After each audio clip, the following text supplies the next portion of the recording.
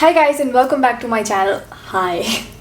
I hope you guys are doing absolutely fine. So a lot of you guys actually requested me to make a video on my NATA and JE2 experience. If you're new to my channel, I'm actually a second year architecture student and I've been making videos since 2.5 years now on this channel, and ever since then a lot of people actually requested me to make a video on this topic, but I was kind of hesitant. But I thought that this time, because the dates are out and like a lot of people again requested me, I said why not and let's make a video. So basically I'm going to be first talking about my experience and then what can you guys take from it. I have timestamps in the description or in the comments, so if you want to skip to any other part then feel free to do that. And without further wait, let's just get started. Basically my prep started from 2017 because that was when I finished my class 10th. I came in class 11th. So I used to go to school, I used to go to coaching, and then I used to go to a coaching for NATA and JE2 prep. Do I really feel I needed to go for a coaching for these examinations for 2 years? Because a lot of people actually prefer crash courses for NATA and JE2. I feel I would have chosen crash courses now, but looking back, I was really clueless and I really needed a sense of direction, and I feel like I got over there. Also, I was scared that I wouldn't be able to clear the drawing section, which I basically wouldn't have done if I wouldn't have gone there or something, because my drawing was really bad. It wasn't bad, I guess, it was really slow, and I learned to draw fast. Although it wasn't on point, but nevertheless I passed and I'm here today. So that was one thing. Now you guys are really lucky, at least the 2021 batch, who really don't have a drawing section. Now lucky for those who are like me, who don't want to do the drawing section but who really want to do it, then I guess that's sad luck for you guys. So I used to balance everything and it used to get a little hectic, and that was when I actually started making videos because I used to get so bored. And then I gave my papers in 2019 and we got 2 attempts, so that was really a breath of fresh air that we got 2 attempts to do. And basically I did very good in my first attempts, and by the second attempts I feel I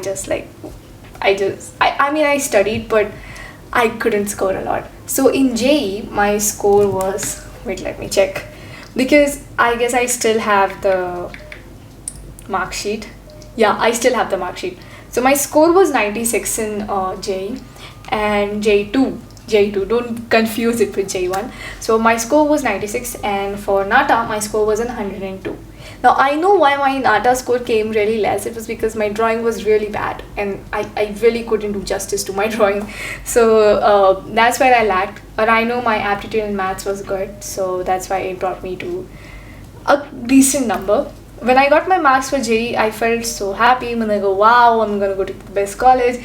But turns out a lot of people, get in 96 or 95 plus. So that wasn't a really big thing. But I'm also going to be talking about the books that I referred. Now I know there are a lot of books in the market and it really gets confusing. But the one book that I referred was Self-Study PK Mishra. It's PK Mishra, right? You can see this. I used to use these a lot back in the days. Makes me feel so old. So this book actually had the past paper questions, and this book also had maths questions. It also had aptitude questions. It also had those which monument is this or which building is this questions. It also had those architectural vocabulary. This had everything. Just the problem was that maybe some answers were wrong, so you really have to look into that.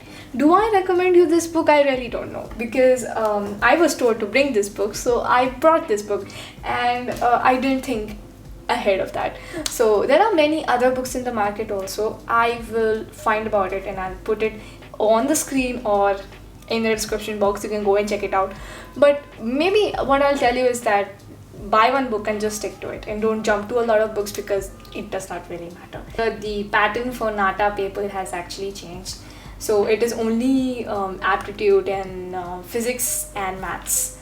We did not have physics actually, we had maths, vocab, color theory, elements and principles of design, and all those theory stuff, and then basic aptitude and everything.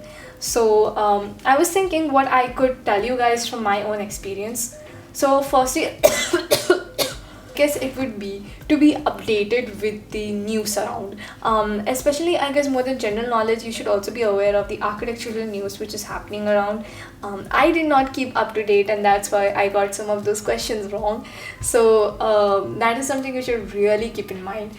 And secondly, you should also browse through the architectural terms and try to learn some of them.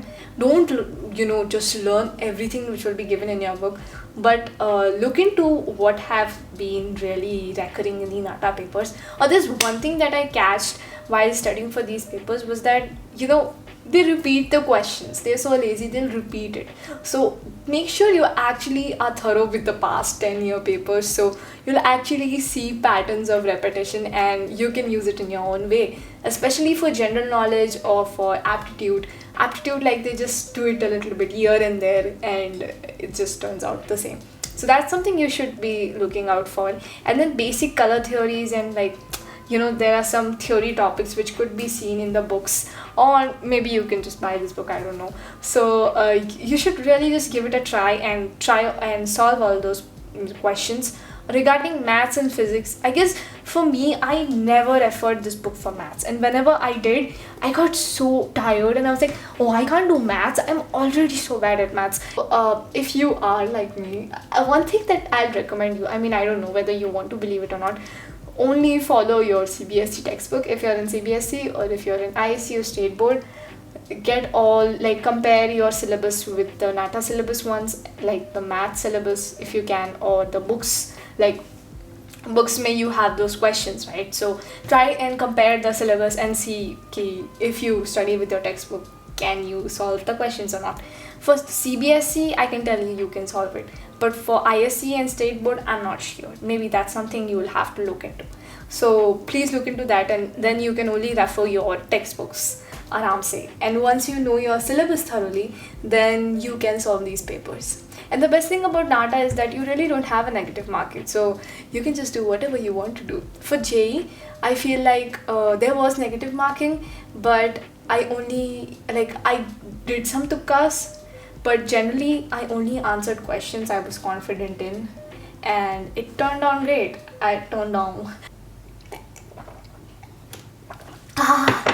12 seconds later. If you're interested in watching some of my vlogs which I made during this time when I was studying for NATA, JEE and my board exams, it all will be linked in the I button or in the description. I actually want to give some tips which I would have given myself if I could go back in time.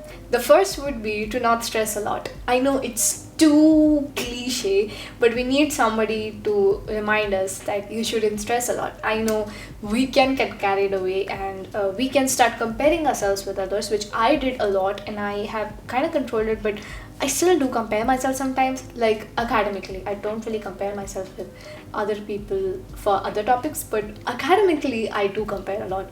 But at that time I was in an extreme state because I was always in this, oh, will I get into college? Oh my god, I will be rejected, I'll have to take a drop here, and I used to feel that. But really don't worry, if you're really putting in at least 2 hours of your time every day, you really don't need to worry, you'll get into a good college. Now that brings me to the second point, which is you really need to study. I mean, yes, it is easier than JEE1. I actually also prepped for JEE1 while studying for JEE2 and NATA, because I mean, I was studying so much, so I also studied a little over there. But I did not fill the form for JEE1 because I actually felt it was pointless. So why did I study for JEE1? I still don't know. I just studied because a lot of people told me, अरे तुम JEE2 के लिए भी पढ़ रही हो तो JEE1 के लिए क्यों नहीं पढ़ रही हो, तो उसके लिए भी पढ़ लो.